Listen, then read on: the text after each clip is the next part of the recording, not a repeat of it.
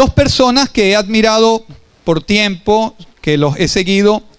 Uno es Vico C. Pregunté en Google Vico C y ¿cuál fue el primer reggaetón en el mundo?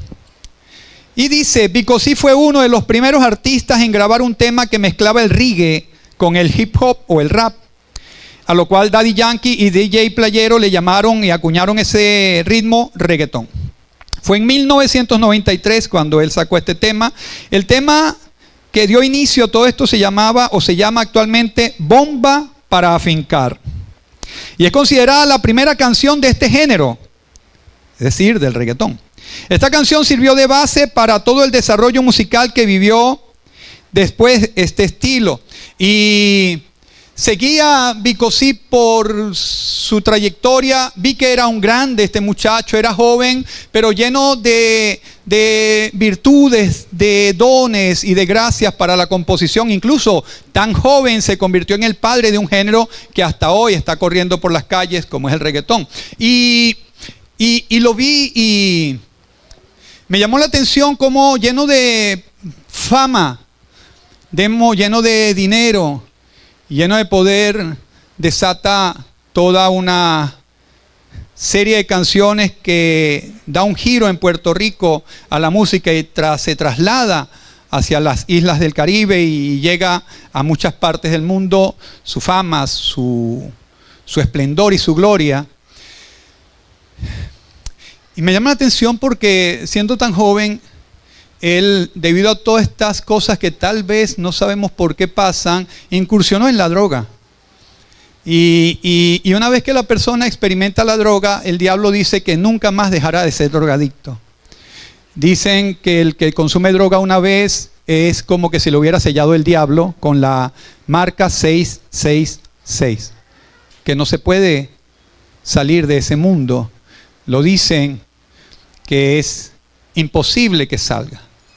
Después de probar droga y ser drogadicto, nunca dejará de ser drogo o drogadicto, porque dicen que es la marca de la bestia. Este hombre con todo cae en las drogas, incursiona profundamente con mucho dinero en el mundo de la droga y entonces los adversarios, los enemigos que se levantan tratando de ponerse sobre la tumba de Vico C empiezan a componer canciones que empiezan a avivar ese género, pero atacando a Vico C de una manera directa como un tipo que ya no vale la pena, está deshecho más o menos de la sociedad porque no sirve. Porque una vez drogo, siempre drogo. Así que vamos a cantar, y cantaban improperios, y los reggaetones que salieron, ustedes saben que los únicos que tenían sentido más o menos era la letra que Vico C ponía en algún momento, pero después de ahí salieron tipos y que tu mamá la mía. Y se crearon estupideces en la vida y empezaron a faltar lo que es la dignidad del arte, de la música, del canto, del espectáculo, a derivarlo a una tontería de desecho, de lo que uno no tendría ni que perder el tiempo escuchándolo. Y levantándose sobre este supuestamente cadáver, él tuvo un encuentro con Dios. Y en Dios volvió a respirar. Fue una esperanza que tuvo cuando se levantó confiando en Dios, que Dios podía hacer algo, y entonces él emerge una vez más de la oscuridad y empieza a levantarse en Dios, empieza a ser restaurado en Dios, y entonces él no se queda sepultado con todas las críticas, con todo el pesimismo que la gente tenía, con toda la negatividad de la gente, con lo que la gente no cree en él. Él se levanta una vez más y entonces hace el álbum Aquel que había muerto, y es donde él se levanta para un testimonio al mundo que Cristo está vivo y que lo ha restaurado y que él ahora viene con nueva fuerza y con nuevas letras para contrarrestar ese género que lo habían pervertido, con una letra que traía bendición a esta humanidad. Y se levanta, y me llama la atención el poder de la resiliencia. Volvió a caer una vez más, volvió a caer otra vez más. 2003, vuelve a caer, muere la madre, entra en depresión y corre nuevamente a las drogas, y una vez más vuelve a caer, y con esa fuerza que cae, me llama la atención que vuelve a levantarse. Que vuelve a levantarse en Dios. Que vuelve a levantarse en Dios. Por eso, hoy quiero hablar de adversidad para la victoria. De la adversidad a la victoria. El poder de la resiliencia. De la adversidad a la victoria. El poder de la resiliencia. Se levanta una vez más Bicosí. Y entonces, en el tiempo presente, empezó a ser conferencista motivacional en cárceles, en liceos y en cualquier lugar para motivar a una generación que no consuma ese flagelo, porque si él estuvo allí, no es necesario que otro esté, ya él puede contarles la tragedia que es, ahora es motivacional. Quiere decir que lo que se consideraba un desecho, Dios lo levanta como un instrumento importante para una generación poderosa y está corriendo ahora naciones. Le damos un aplauso a Dios por el poder de la resiliencia. Me llama la atención el poder de la resiliencia de una persona que no dan nada, pero a pesar de eso decide creer que sí puede servir para algo, que sí hay algo que Dios puede hacer con él. Me llama la atención el poder de la resiliencia de una persona que tanto nos hace falta a todos los venezolanos. Nos hace falta a todos, nos hace falta a los colombianos, hace falta a los chilenos, hace falta a los bolivianos, hace falta al país suramericano, hace falta poder de resiliencia porque somos lastimeros. Nos tiramos a morir en primera noticia. Resiliencia es la capacidad de reponerse ante las adversidades de la vida. Es la capacidad de moldarse cuando todo está caído. Es la capacidad de levantarse cuando otros te caen. Es la capacidad de decir, yo sé que Dios está conmigo y vamos a salir delante de esta, porque yo sé que el evangelio no es nada más rosas, también hay espinas. El poder de la resiliencia. Hoy quiero ver un momento a Josué en esta historia que estamos viendo, a lo cual usted le recomiendo ampliamente que lea en su casa Josué capítulo 1 hasta el capítulo 8 para que comprenda completamente la historia de lo que vamos a hablar. No puede dejar de leerlo porque solo le voy a dar un vuelo rasante de lo que acontece con este panorama bíblico que estamos viendo hoy, para poder ver de la adversidad a la victoria, porque está bien que experimentemos adversidades, pero también tenemos que saber que hay un camino victorioso que nos está esperando en Cristo Jesús, que hay un camino de gloria y de virtud que Dios tiene para nosotros. En el capítulo 1 vemos a los preparativos para la conquista, donde se están preparando, donde le dice Dios a Josué, esfuérzate, sé valiente, no temas ni desmayes y pon por obra toda la palabra que te estoy enseñando, porque así como usé a Moisés, te voy a usar a ti también. Es los preparativos para la conquista de Canaán. En el capítulo 2 vemos los 2 espías que van a Jericó, lo cual es extraordinario.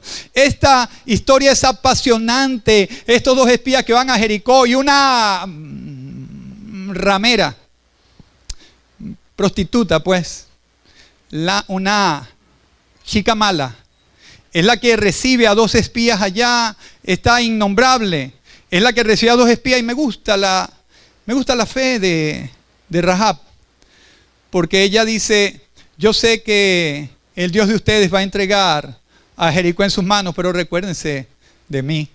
Y los espías le dicen, sí, claro que sí, pero vamos a hacer una cosa. Cuando nosotros vengamos tenemos que ver este cordón de grana, este color, aquí guindado en tu puerta. Cuando volvamos nosotros por ti, si este cordón no está, no podemos garantizarte nada, pero si este cordón está, te garantizamos la vida a ti, y procura meter a toda tu familia allí, porque si alguien de tu familia está fuera de este cordón, no respondemos por ellos. Todos tienen que estar guardados bajo el cordón de grana y bajo tu casa. Estaban allí, bajo esa cobertura, y no les iba a pasar nada. Así que la mujer, apenas ellos se fueron, agarró su cordón y lo puso de una vez en la ventana. No dijo, bueno, mañana todavía es que falta para que vengan estos judíos. De una vez puso su cordón de grana.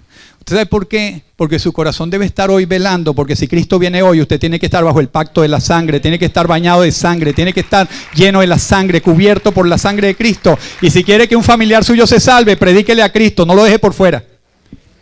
Y Ese es el capítulo 2, vemos a esta mujer con esa fe y esta mujer entonces se convirtió en el Salmón, como que se llamaba su esposo, los que dieron a luz a Boaz, el esposo de Ruth, y los que trajeron a la vida al abuelo y al bisabuelo del rey David, de Rahab la ramera.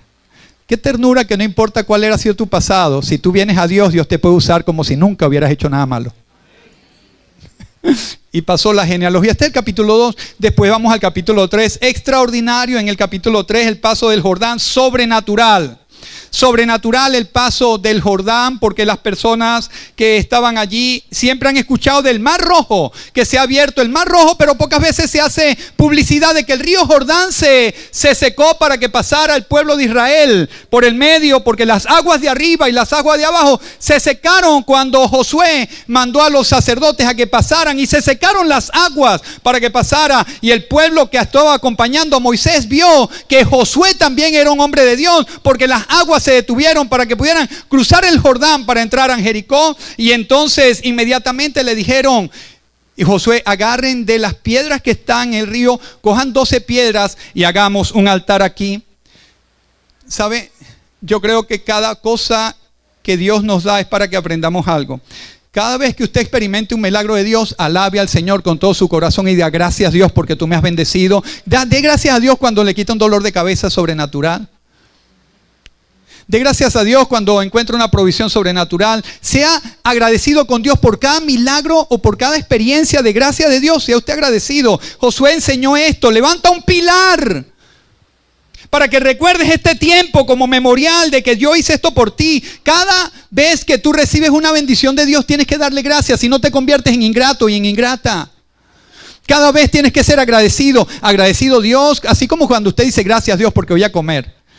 Hay unos que son tan ingratos que dicen: y esto es lo que voy a comer. Y esto es lo que hay. ¿Hay alguno aquí así? ¿Trajo usted a alguien así? ¿Sí? Gratitud a Dios por despertarme. Señor, gracias porque hoy me has dado la vida. Gratitud por la familia. Señor, gracias por la familia. Gracias porque aquí estamos juntos. Gracias porque aquí tenemos esta provisión. Gracias porque aquí estamos caminando. Gracias por la salud hoy, Dios. Gracias.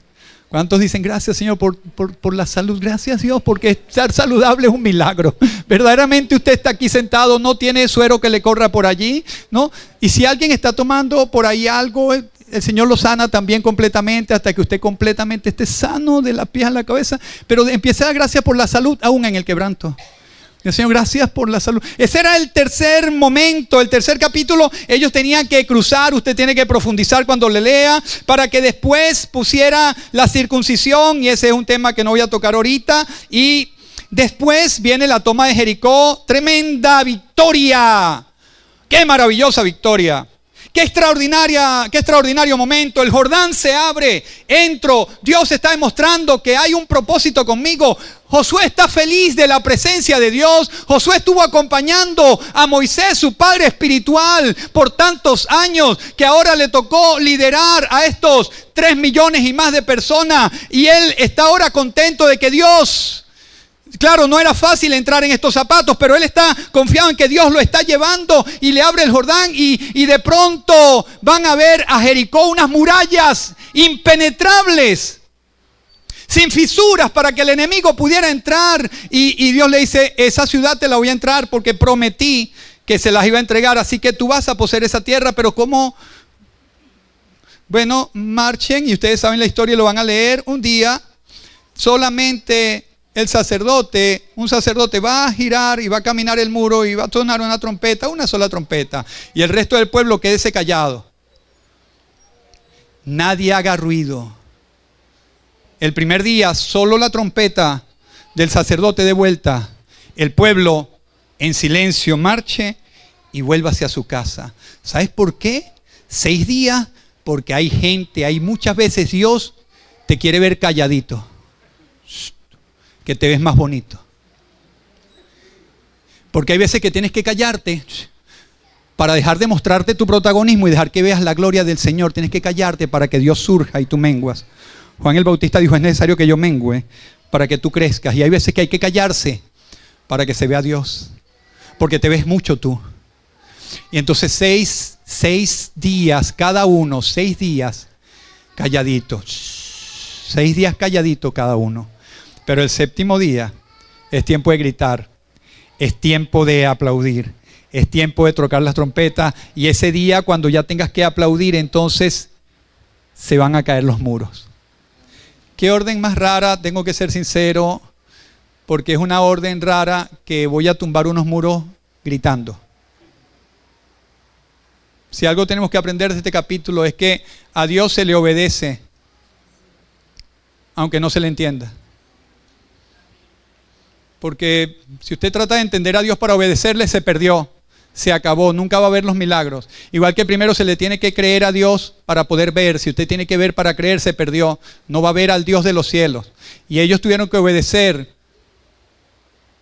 sin entender y dar vuelta. Y dice la Biblia que los muros se cayeron como que si una mano grande, dicen los estudiosos de eso.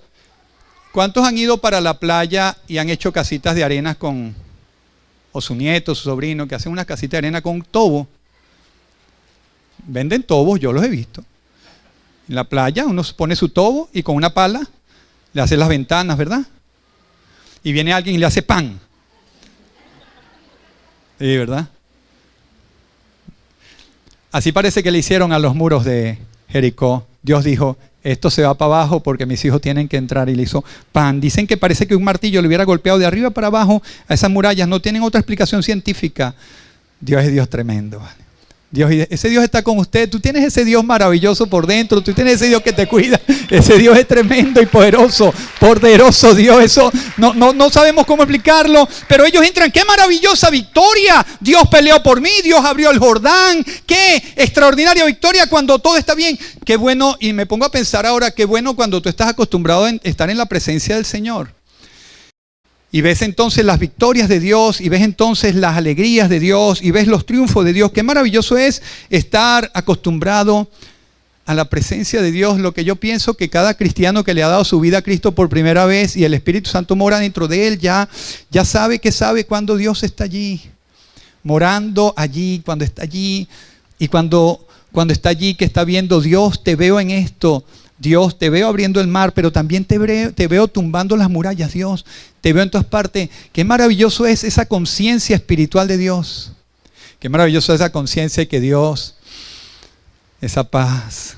Te puede respirar la paz del Señor y decir, yo siento esa paz. Si no lo puede, no se preocupe, hoy vamos a entender un poquito. Pero qué maravilloso saber que la presencia del Señor está con uno. Wow.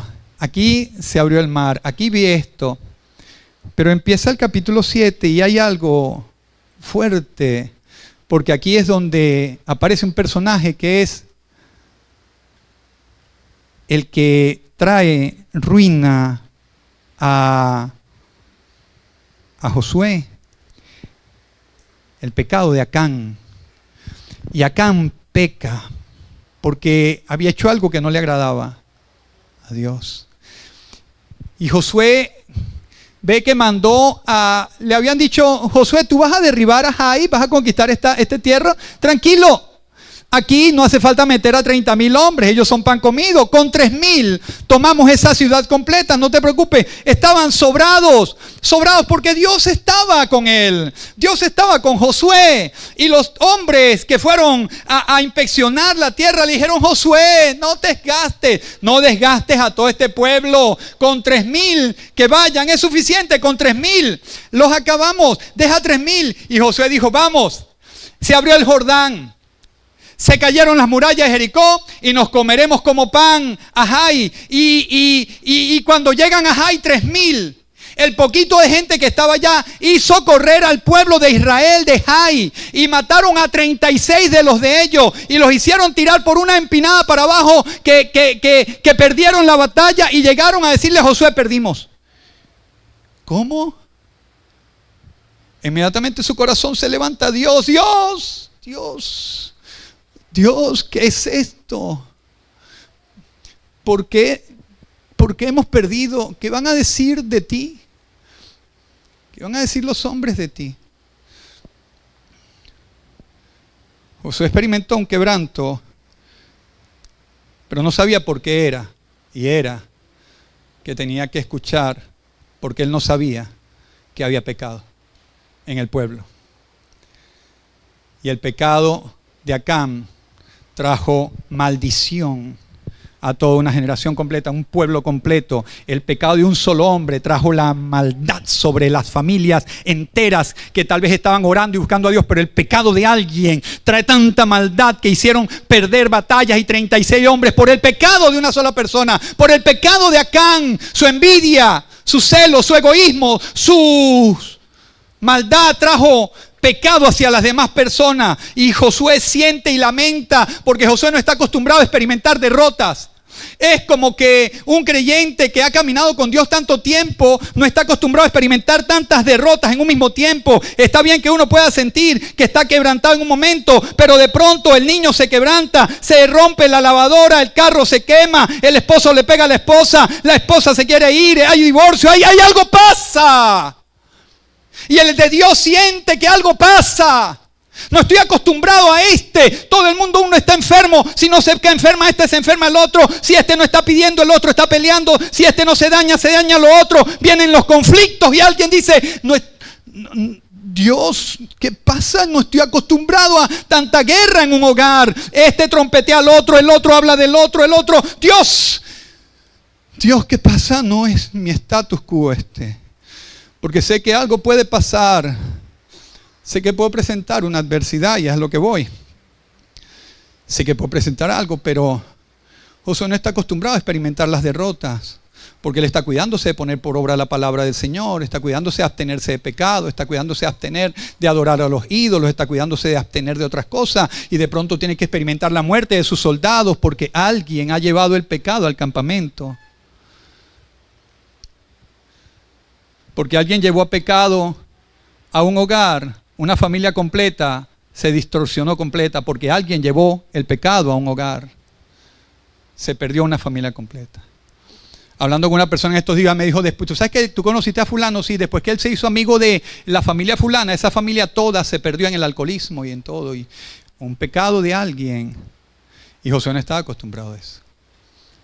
Y se tiró a tierra a llorar y a decir, Dios, qué terrible esto. Pero Dios le dice que hay pecado en el campamento, que no se turbe, que hay pecado en el campamento. Eso es lo que está pasando. Eso es lo que pasa. Hay pecado en el campamento.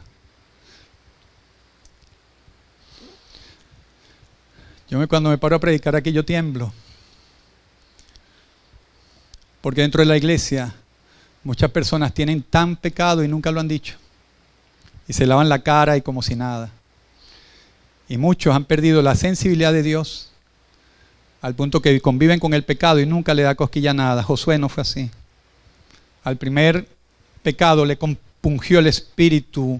Tuvo que salir. Dios, ¿qué está pasando esta derrota? ¿Por qué hay tanta en la casa? ¿Por qué hay tanta ira, tanta maldad? ¿Por qué hay tanta persecución? ¿Por qué el hombre pilla a la mujer con pornografía, la mujer pilla al hombre con otra? ¿Y qué pasa?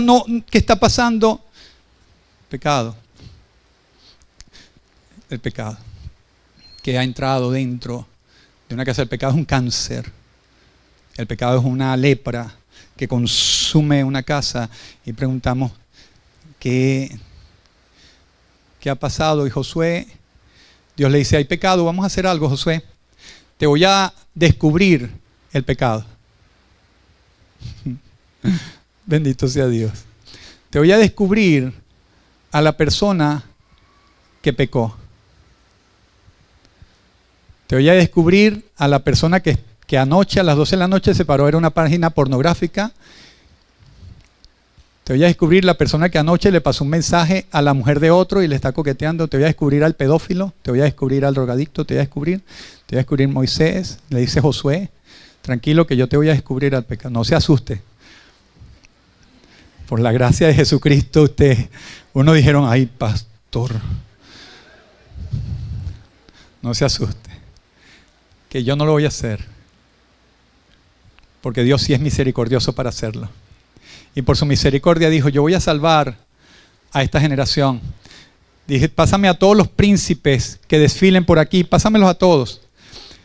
Y de las 12 tribus, déjalo que pasen. Y Dios fue descartando a todas y dijo, déjame a la tribu de Judá allí, ponme a los príncipes de la tribu de Judá. De la tribu de Judá pasa a las casas. Déjame a la casa de Sari, alguien que se llamaba así, de los ascendentes de esa casa, pásame esa casa. De esa casa, pásame al patriarca, pásame al padre, pásame al príncipe, pásame al padre. Y de ellos, por favor, tómame a esta familia, Acán, que ellos son los que trajeron tal maldición al campamento.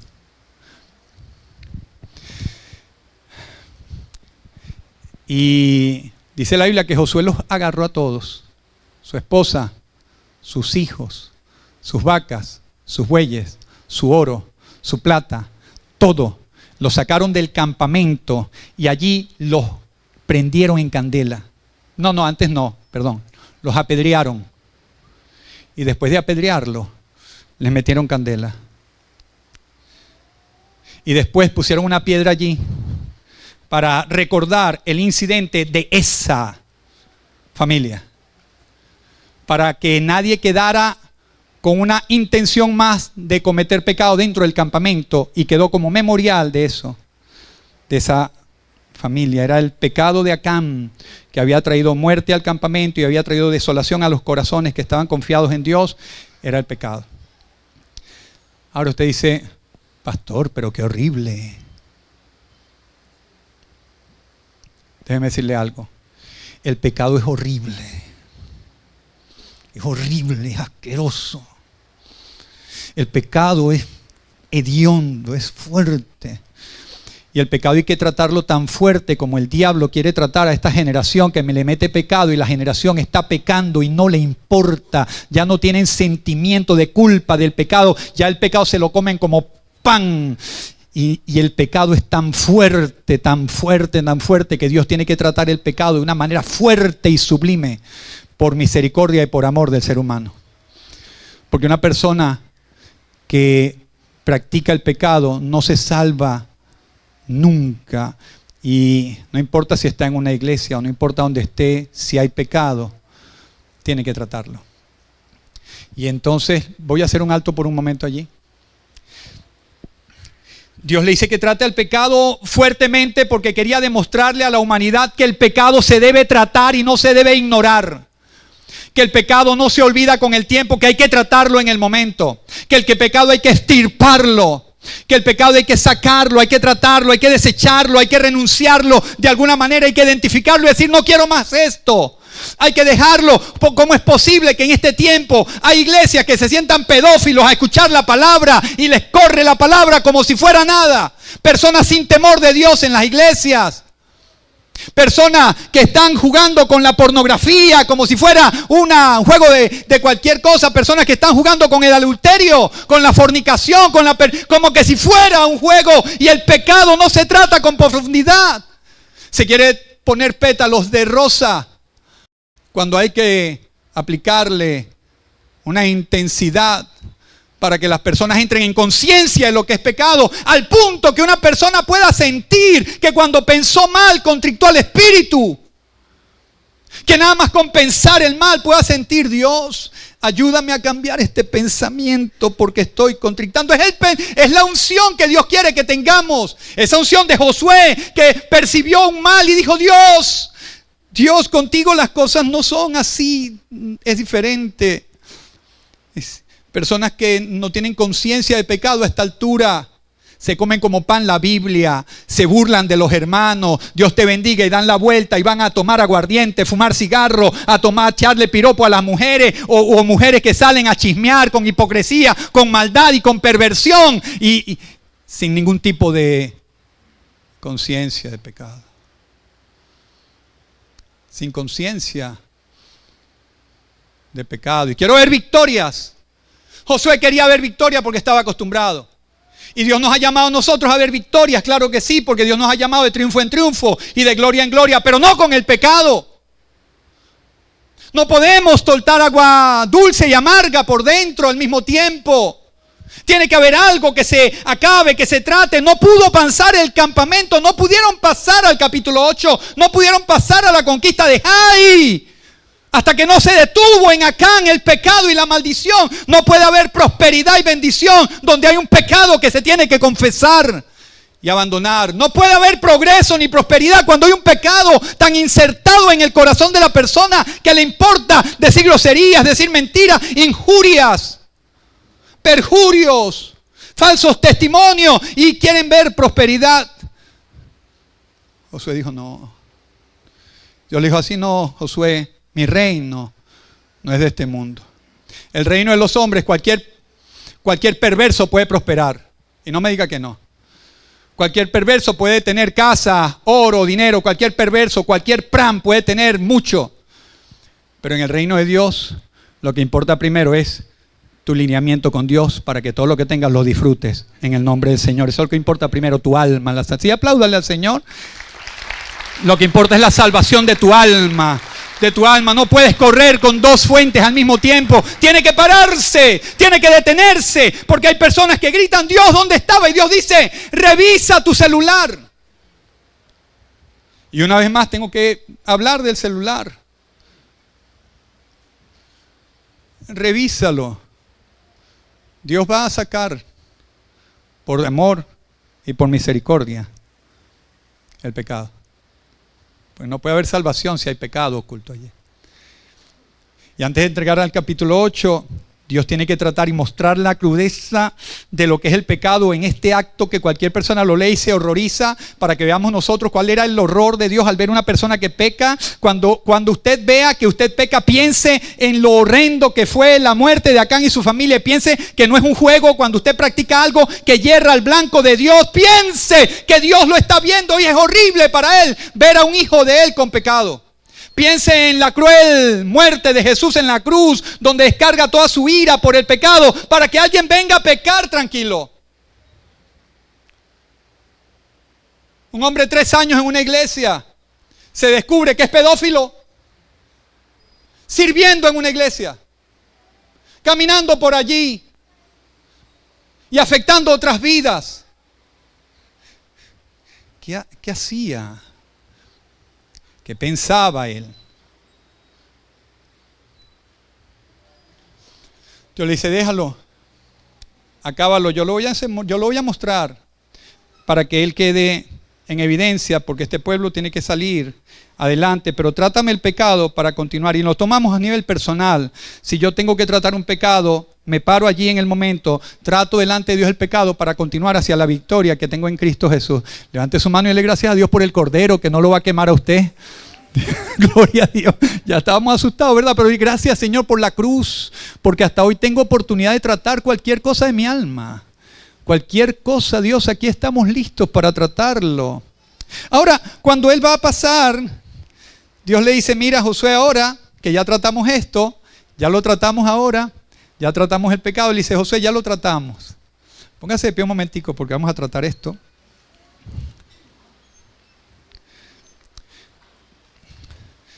Padre, hay adversidades que se nos presentan a nosotros, que son por causa del pecado del mundo y del pecado de los hombres, a lo cual nosotros te pedimos sabiduría para seguir avanzando y para poder levantarnos y avanzar.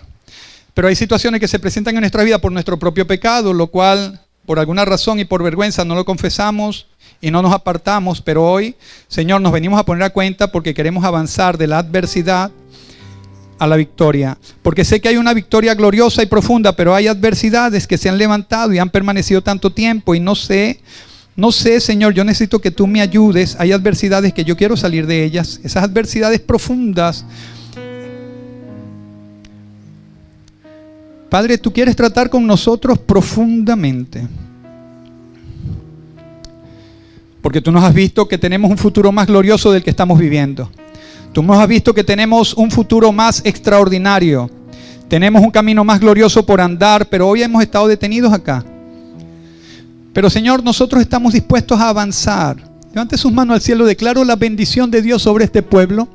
Señor, que hoy se levantará, se levantará. se levantará de la adversidad, porque con la claridad del Espíritu podrá notar lo que a ti te agrada y lo que no te agrada. Y hoy declaro sobre este pueblo que lo que no te agrada, ellos lo presentarán a la cruz. Ellos no volverán a jugar con el pecado ni coquetearle siquiera. Ellos lo presentarán a la cruz para que puedan avanzar al siguiente nivel. Hoy declaro sobre este pueblo, Señor, tu perdón. Cada corazón arrepentido tú no lo rechazas, sino que cada corazón arrepentido tú lo recibes. Padre, nos preparamos para avanzar con este perdón y esta gracia, para poseer la tierra y para avanzar hacia el segundo nivel que nos espera de gloria, de virtud y de poder. En el nombre de Jesús. Amén. Por favor, den un aplauso al Señor. Tome asiento, 5 minutos más que necesito concluirlo. Tome asiento. Préndame las luces de nuevo. Cuando Él va a avanzar, Dios le dice: ahora sí, estamos listos para avanzar. Vamos, Josué, vamos a conquistar Jai. Te la he entregado en tus manos. No te la podías comer como pan porque estabas atrasado en el pecado. Pero ahora que ya estás en línea conmigo, vamos a conquistar esa tierra. Vamos a poseer la tierra que Dios te ha dado. Yo que te prometí esa tierra. Vamos, Josué, es tiempo de que salgamos. Y Dios, después que la persona se arrepiente y viene a Él, Dios lo restaura. No hay quien venga a Dios que Dios lo rechace. No hay alguien que venga a Dios que Dios lo desprecie. Todo corazón contrito y humillado, Dios lo recibe. Dios lo agarra, Dios lo levanta. Y si había estado destrozado, Él lo levanta y lo pone firme. Y le dice: vamos a poseer la tierra. Ahora Josué, te voy a dar algo. Te voy a dar una estrategia. Una estrategia para que poseas la tierra. Después de esa adversidad que enfrentó Josué, vino una estrategia de Dios que es inigualable y fue irrepetible. Y de la estrategia que Dios le dio a Josué se han escrito libros, por la estrategia de guerra que Dios le estableció a Josué. En ese momento, después de pasar la adversidad, Dios lo bendijo con una estrategia para poder salvar a toda la generación que él tenía que cuidar. Así que cualquier persona que haya enfrentado una adversidad y que se haya levantado en Dios, prepárese que Dios le va a dar una estrategia poderosa, inigualable, irrepetible para conquistar la familia, la salud, la economía, las relaciones, el ministerio. Va a venir un diseño nuevo que nadie lo tiene, que nadie lo ha visto. Vas a tener estrategia en tu familia, con tus hijos, con tu empresa, nueva estrategia.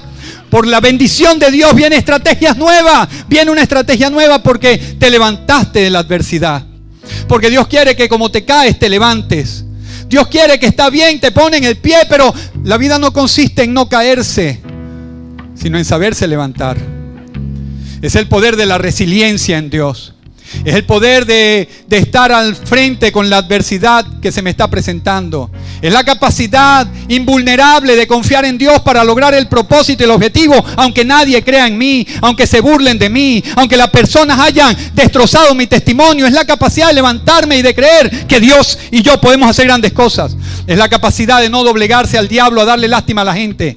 Es la capacidad de no echarle la culpa a nadie, sino decir: yo sé que Dios conmigo, vamos a superar esta situación. Es la capacidad, es la resiliencia, es el poder de la resiliencia, de levantarse y erguirse cuando la adversidad se presenta y decir: Dios está conmigo como poderoso gigante. Yo no voy solo a esta guerra. Es la capacidad que Dios da. Y se levantó de los escombros y se levantó a conquistar esa tierra como pan, con una estrategia que hasta hoy ha asombrado a la gente. En el año 1988, la segunda persona que yo aún admiro, es Jimmy Swaggart.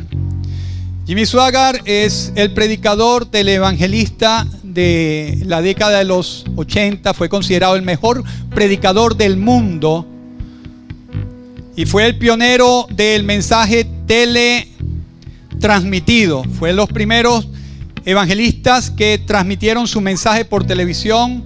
1980, conocido como el mejor predicador para ese tiempo, y hasta hoy se conoce como mejor predicador de los 80.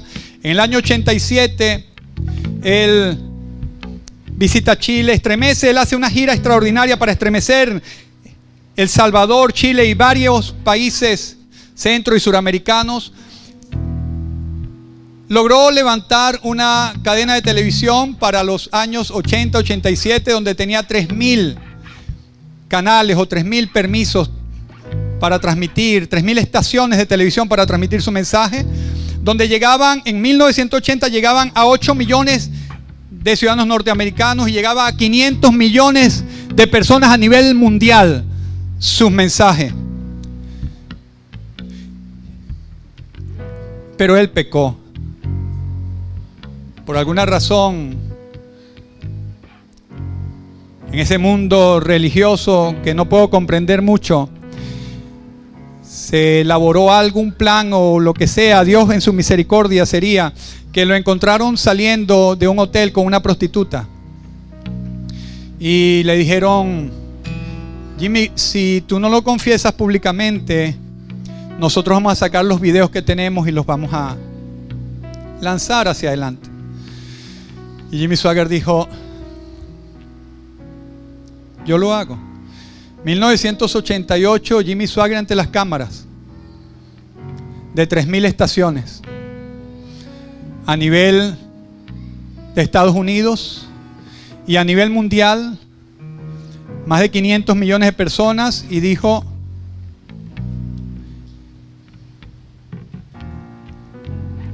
he pecado. Un domingo. He pecado. Dios, he pecado contra ti. Miró a la esposa y le dijo: te fallé a ti. Miró a toda la congregación y les dijo: les fallé a todos, pero he pecado contra mi Dios. Dios, perdona mis pecados porque he pecado. Y relató. Piense por un momento que a usted le dan la oportunidad de confesar su pecado aquí con este micrófono. Y que usted tenga la oportunidad de confesar su pecado aquí porque alguien lo vio y le digo: te vi pecando, o lo confiesas o te lanzo por TikTok, por Facebook, por Twitter, por Instagram. Confiésalo públicamente o te delato. Y venga y tenga que decir aquí en esta plataforma con el micrófono y diga: yo he hecho, yo he dicho,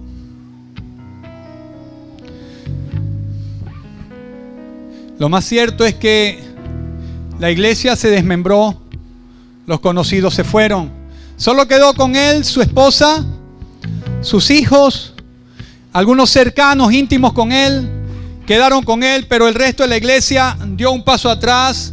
Los legalistas, tal vez ortodoxos, o tal vez la curia religiosa, la Asamblea de Dios lo sacó, le dijo: no nos conviene tenerte, y le dieron la espalda en la Asamblea de Dios, y él quedó como en escombros. Año 1988, después de esto, sacaron chistes, hicieron burla del teleevangelista famoso, hicieron memes cuando todavía no habían memes, esos grandes de la televisión, CNN News, o esa que empezaron para acabarle la vida. Pero lo que yo admiro de Jimmy Swaggart es que él se arrepintió delante de Dios. Dijo: Dios, si he pecado, perdóname. Y aunque todo el mundo lo dejó, y aunque todo el mundo lo criticó y lo cuestionó, en el año 1990 se levantó como un predicador de nuevo a levantar la iglesia. Y luego de allí, hoy en día, tiene 104 países conectados, tiene los hijos en el ministerio, tiene la iglesia poderosa, tiene un gran alcance en la revelación, tiene los nietos sirviéndole al Señor, porque él decidió no quedarse postrado, sino levantarse en medio de los escombros. Y Dios le agarró la mano y le dijo: vente conmigo, levántate conmigo, porque no hay nadie que no haya pecado. Pero el que peca y se aparta alcanzará misericordia. Aquel que ha pecado y se lo confiesa y se aparta alcanzará misericordia, porque no hay justo ni a uno, pero a Dios le ha placido que Cristo muera por los pecadores, para que aquellos que han pecado tengan esperanza, que hay un Dios que lo levanta, que hay un Dios que lo sostiene, y que no importa cuál fue tu pasado o cuál es tu presente o cuánto te han hablado de tu futuro, hay un Dios que te saca del escombro y te sostiene de la mano derecha y te dice: no temas, hijo, yo te sostengo, que aunque tu padre y tu madre te hayan dejado, yo con todo te tomaré y haré de ti una lanza y haré de ti una flecha. Y si te partieron en tu casa, yo te voy a organizar y te voy a meter en mi aljaba y te voy a lanzar a tu destino, porque Dios es bueno, porque para siempre es su misericordia. Aplauda a Dios y póngase de pie. Gloria a Dios, gloria a Dios.